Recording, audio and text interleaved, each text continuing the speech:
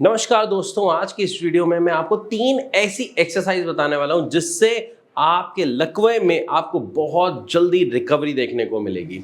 असल में अगर हम बात करते हैं रिकवरी की, तो मान लेते हैं अगर किसी को रिकवर होने में 6 से 7 महीने लग रहे हैं और जो आज मैं 3 बातें आपको बताने वाला हूं अगर वो आप फॉलो करते हैं तो ये 6-7 महीने जो आपको लग रहे थे उसकी जगह आपको लगेंगे सिर्फ 1.5 या 2 महीने।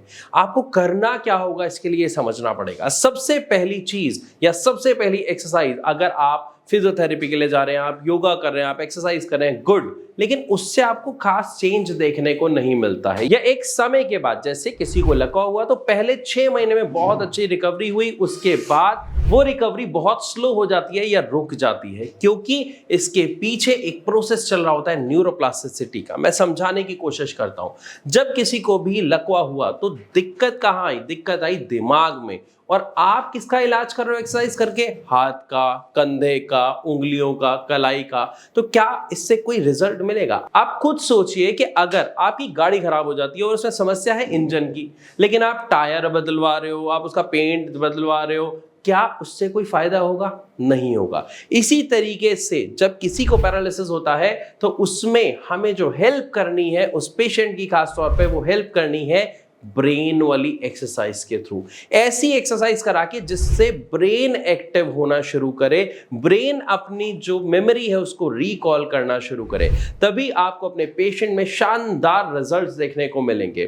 क्योंकि बहुत सारे पेशेंट्स हमारे यानी भारत होम्योपैथी में आते हैं कि सर हमने बहुत सारी फिजियोथेरेपी कराई, एक्सरसाइज करी, योग करा, लेकिन उसे खास इंप्रूवमेंट हमें देखने को नहीं मिली। क्योंकि आप हाथ पैरों को जितना मर्जी हिला के एक्सरसाइज करवाइए, उससे आपको सिर्फ ये फायदा मिलेगा कि स्पास्टिसिटी नहीं आएगी, लेकिन रिकवरी होने का जो पॉइंट है वो नहीं आता। तो इसके लिए आपको क्या करना है? ब्रेन की बहुत सारी एक्सरसाइजें होती हैं, लेकिन आपको सबसे इजी वाली चुननी है। आपको क्या करना है? जो रोजमर्रा के काम आप घर में या वो व्यक्ति घर में किया करता था, आपको कहीं ना कहीं उसी चीजों से कनेक्ट करना है उन्हें। जैसे मैं एक छोटा सा एग्जांपल लेता हूं, अपनी कोई भी पुरानी फोटोज उठा लीजिए, एक एक करके उन्हें फोटो दिखाइए और उनसे बात करने की कोशिश कीजिए। जब आप उन्हें फोटो दिखाएंगे और बात करेंगे कि ये वाला व्यू आपको याद है, ये जगह आपको याद है, हमने कहाँ पे ये फोटो खींची थी, कैसे था, तो उस टाइम पे पेशेंट अपनी मेमोरी को रिकॉल करने की कोशिश करता है, जिसकी वजह से उसके दिमाग में न्यूरोप्लास्टिसिटी का प्रोसेस ऑन होता है और नए पाथवे बनना शुरू हो जाते हैं। इसी के साथ साथ जब पेशेंट को कुछ भी चीज बोलने का मन करता है तो वो कोशिश करता है और उस कोशिश से आपके पेशेंट के अंदर आपको बहुत अच्छे रिजल्ट्स देखने को मिलेंगे। तो अगर आप एक्सरसाइज ब्रेन की करवाते हैं तो आपको अपने पेशेंट के अंदर शानदार रिजल्ट देखने को मिलेगा। तो पहली चीज हमें समझ आ गई कि बॉडी की एक्सरसाइज के साथ साथ हमें दिमाग की एक्सरसाइज वाली एक्टिविटीज करानी है। अब बात कर लेते हैं दूसरी चीज की, यानी दूसरी गलती कहा जाए या दूसरी चीज जिसको हमें समझना है कहा जाए, तो उसमें आता है आपके पेशेंट की डाइट कैसी है। जो आप उन्हें डाइट दे रहे हैं, क्या उससे उनकी बॉडी को सच में पावर मिल रही है, रिकवरी के लिए एनर्जी मिल रही है या नहीं। क्योंकि एक पैरालिसिस पेशेंट का डाइजेशन ऑलरेडी बहुत वीक हो चुका होता है, तो अक्सर बहुत सारे डॉक्टर्स उनको घिया, तोरी, टिंडे बॉईल करके खिलाने के लिए कह देते हैं। साथ ही साथ उनके बीपी और शुगर की वजह से भी उनकी डाइट में चेंजेस किए जाते हैं। लेकिन मैं आपको बता दूं, मैंने डाइट के ऊपर बहुत डिटेल में वीडियोस बना रखी हैं, आप मेरे चैनल पर विजिट करिए, जिसमें मैंने बताया हुआ है टाइम टू टाइम आपको कैसी कैसी डाइट उनको देनी है। और फिर भी अगर आपका डाइट से जुड़ा कोई सवाल है, पेशेंट में इंप्रूवमेंट नहीं आ रही या उसके ट्रीटमेंट से लेके कोई सवाल है, तो आप नीचे दिए गए नंबर पे कॉल करके भारत होम्योपैथी के डॉक्टर से कभी भी बात कर सकते हैं। वो हमेशा आपकी मदद के लिए हाजिर है। तो आपको क्या करना है? दूसरी चीज ध्यान रखनी है उनकी डाइट का। डाइट जितनी अच्छी होगी उतना ही रिजल्ट आपको पेशेंट की रिकवरी में देखने को मिलेगा। क्योंकि जब आप एक्सरसाइज कराएंगे, बॉडी में मसल्स का वियर एंड टियर होगा, तो उसको रीबिल्ड के लिए प्रोटीन चाहिए, उसको बाकी न्यूट्रिशन वैल्यूज चाहिए, तो वो आपको मिलेगी एक अच्छी डाइट से। तो डाइट के बारे में आप डिटेल से मेरी वीडियोस देख सकते हो। बात कर लेते हैं तीसरे पॉइंट के बारे में। अब तीसरे पॉइंट में एक बहुत बड़ी गलती अक्सर लोग करते हैं कि वो बहुत ज्यादा मसाज करना शुरू कर देते हैं बहुत जोर जोर से।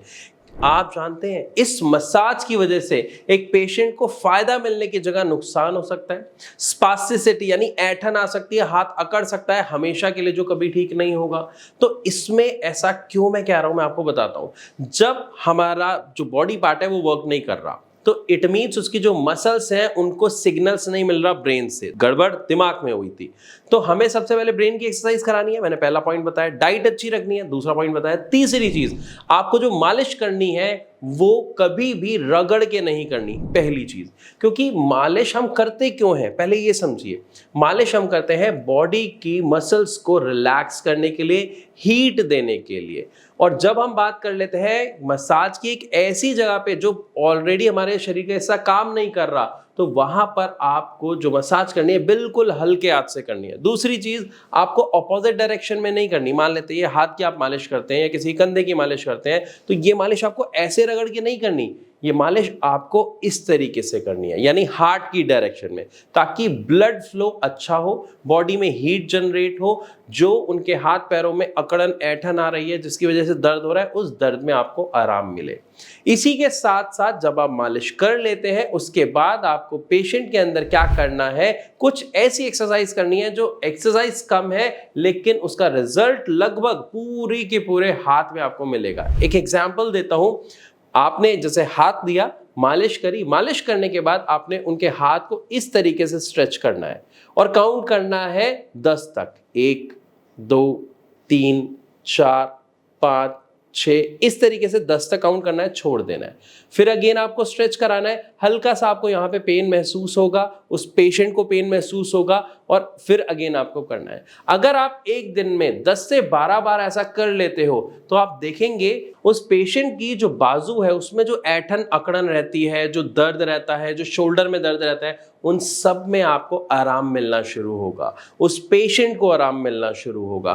क्योंकि जब आप मालिश कर रहे हैं साथ में हल्की सी स्ट्रेचिंग करा रहे हैं, उससे जो अंदर की जो नर्व्स हैं जिनको अभी कोई सिग्नल नहीं मिल पा रहा है वो सिकुड़ना शुरू हो जाती है बिना सिग्नल के। लेकिन जब आप हल्के हाथ से मालिश करते हैं, स्ट्रेचिंग कराते हैं, तो वो सिकुड़ने से बच जाती हैं और आपको उनकी वजह से जो स्पास्टिसिटी हो रही थी, जो ऐंठन अकड़न आ रही थी, वो नहीं आती है। तो मैं आशा करता हूं ये 3 पॉइंट्स आपको अच्छे से समझ आए होंगे। फिर भी अगर आपका कोई सवाल है, कोई डाउट है, तो आप अपना सवाल हमें कमेंट के द्वारा हम तक पहुंचा सकते हैं या फिर नीचे दिए गए नंबर पर भारत होम्योपैथी के डॉक्टर्स को कॉल करके उनसे बात कर सकते हैं। ऐसी और वीडियोस के लिए हमारे चैनल को अभी सब्सक्राइब कर लीजिए। मिलता हूं आपसे अपनी अगली वीडियो में, तब तक के लिए नमस्कार।